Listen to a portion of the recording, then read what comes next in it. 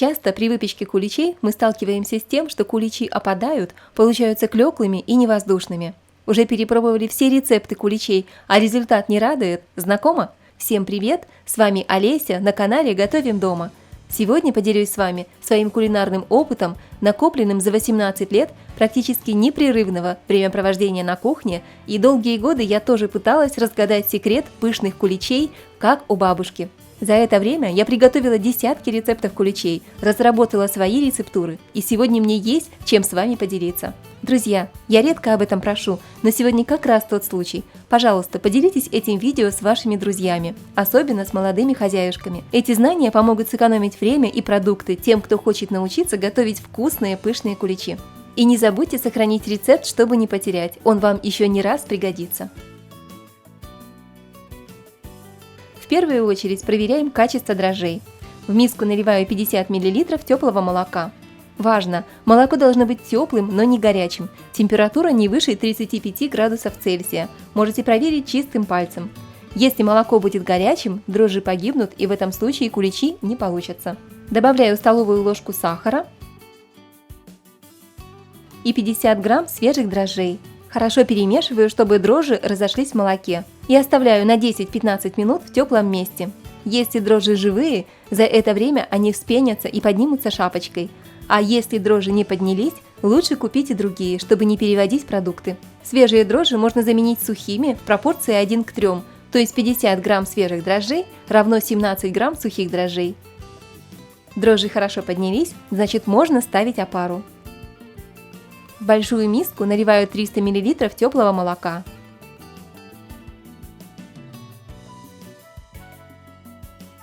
Просеиваю примерно 180 грамм муки.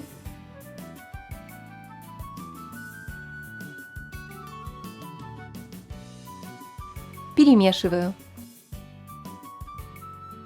Должна получиться опара примерно такой густоты. Вливаю вспенившиеся дрожжи.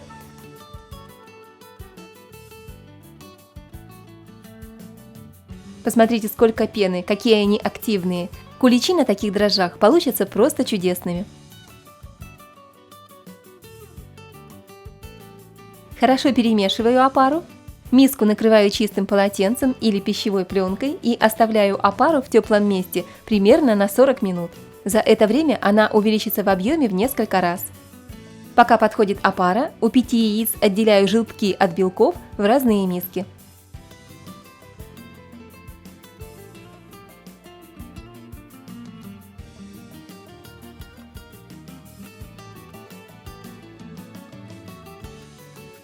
К желткам добавляю щепотку соли, всыпаю 300-400 грамм сахара, добавляю чайную ложку ванильного экстракта или ванильного сахара для аромата. И хорошо растираю желтки с сахаром. Если желтковая масса очень густая, можно добавить ложку молока. А можно пробить желтки с сахаром при помощи блендера, но это не обязательно. Приготовь, поделись, подпишись.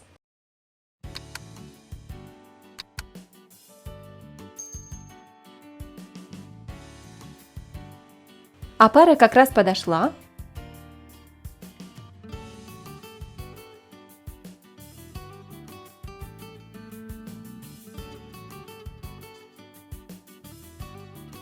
Добавляю желтки с сахаром и перемешиваю.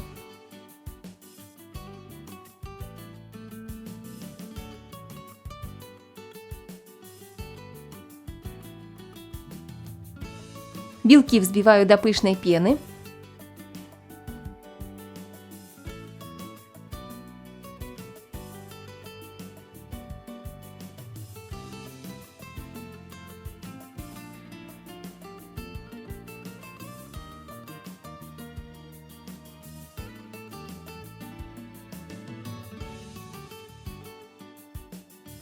Добавляю половину белков в опару.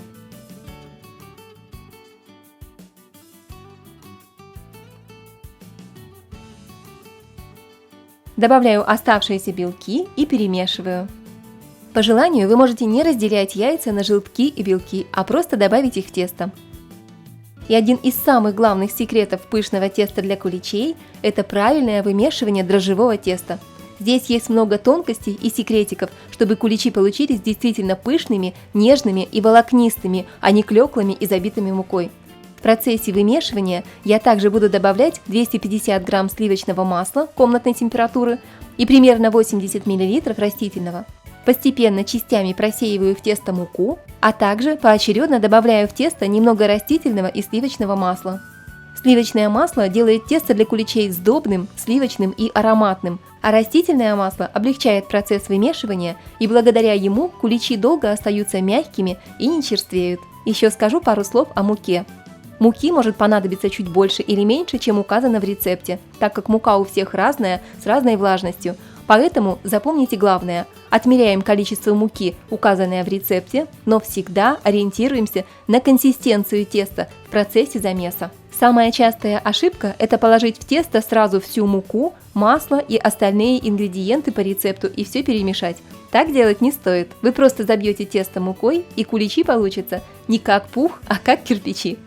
Тесто сначала будет липким и вязким, пусть вас это не пугает, тем более сдобное куличное тесто более тяжелое, чем тесто без яиц и с небольшим количеством масла. Но именно из такого сдобного теста получаются самые вкусные куличи, как у наших бабушек. Сначала вымешиваю тесто в миске, а затем домешиваю на столе. На весь замес у меня уходит около 15 минут. Готовое тесто может немного липнуть к рукам, но, как я уже говорила, лишнюю муку добавлять не нужно. Тесто должно быть нежным. Пусть с таким тестом работать не так удобно и комфортно, как с более крутым, зато куличи из мягкого нежного теста получатся нежнейшими. И еще один маленький секрет, который касается подъема теста для куличей – это удачно подобранное теплое место с правильной температурой. Когда-то, много лет назад, когда я только училась печь куличи и совсем не понимала, как работать с дрожжевым тестом, я ставила миску с тестом на теплую грелку, как мне посоветовала соседка, но даже через несколько часов тесто совсем не поднималось. Оказалось, моя грелка грела сильнее, чем грелка у моей соседки. Дрожжи перегревались и погибали. И когда я поставила тесто подходить в другое место, оно прекрасно подошло. Также, если кто-то впервые готовит куличи, запомните, что температура в вашем теплом месте, где будет подходить тесто, не должна превышать 35 градусов Цельсия. Собираю тесто в шар, кладу в большую миску и убираю в теплое место примерно на 2–2,5 часа для подъема.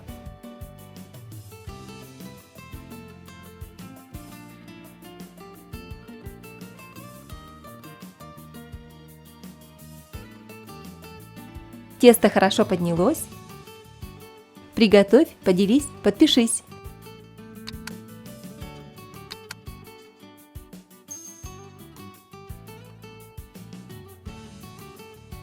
Добавляю по 150 грамм изюма и цукатов и вымешиваю, чтобы изюм хорошо распределился в тесте.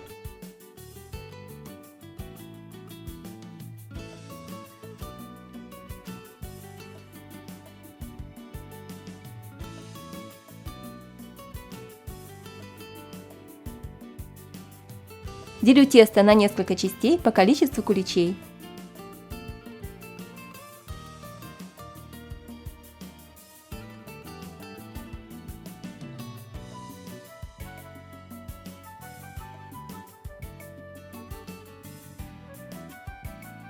Формы для куличей заполняю примерно на 1/3, но не более половины формы.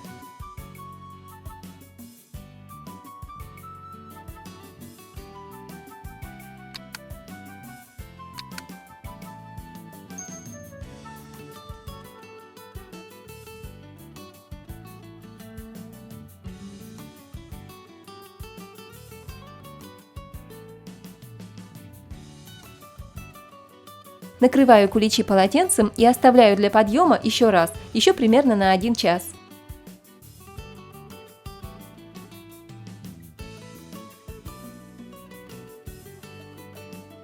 Перед выпечкой смазываю куличи желтком, смешанным со столовой ложкой молока. Разогреваю духовку до температуры 170–180 градусов, ставлю куличи уже в горячую духовку. Маленькие куличи пекутся примерно 20–25 минут, средние куличи будут печься дольше, примерно 40–60 минут. Время выпечки зависит от размера куличей. Когда куличи хорошо поднимутся и зарумянятся, я очень аккуратно открываю дверцу духовки и сверху накрываю куличи фольгой, чтобы они хорошо пропеклись, но верхушки куличей при этом не подгорели. Дверцу духовки открываю и закрываю очень аккуратно и ни в коем случае ей не хлопаю, чтобы куличи не опали. Готовность проверяю деревянной шпажкой, она должна выходить из середины кулича сухой, без следов сырого теста. Готовые куличи вынимаю из форм, накрываю чистым полотенцем и остужаю на решетке. Затем покрываю глазурью. Моя самая любимая глазурь для куличей – это глазурь без яиц на желатине. Ссылочка на рецепт глазури сейчас появится в правом верхнем углу экрана, а также оставлю для вас ссылочку в описании под видео. Итак, давайте еще раз коротко повторю все секреты пышных куличей, чтобы вы ничего не забыли. Первое. Проверяем дрожжи, чтобы они были живыми и активными. Второе. Молоко для опары и для теста должно быть теплым, не выше 35 градусов Цельсия, чтобы не обжечь дрожжи. Третье. Муку добавляем постепенно, ориентируясь на консистенцию теста. Четвертое. Сливочное и растительное масло добавляем в процессе замеса теста. Сливочное масло делает тесто сдобным и ароматным, а растительное облегчает замешивание теста и позволяет готовым куличам дольше храниться и не черстветь. Пятое. Растаиваем тесто в теплом месте с температурой не выше 35 градусов Цельсия. Шестое. Выпекаем куличи при умеренной температуре, примерно 170-180 градусов Цельсия. Температуру даю ориентировочно, смотрите по вашей духовке. Готовность проверяем деревянной палочкой. Время выпечки куличей зависит от размера самих куличей. Седьмое. Готовые куличи остужаем и храним в обычных целлофановых пакетах до Пасхи, чтобы они не черствели и долго оставались мягкими и свежими. Куличи можно испечь заранее и хранить в пакетах несколько дней, а глазурью их лучше покрыть прямо накануне Пасхи. Благодарю вас за внимание, дорогие хозяюшки. Делитесь вашим опытом и дополните меня в комментариях, если я что-то важное забыла сказать. А также ставьте лайки, сохраняйте рецепт, делитесь с друзьями и подписывайтесь на канал «Готовим дома». С вами была Олеся, скоро увидимся. Светлой вам Пасхи, дорогие мои! Христос воскресе!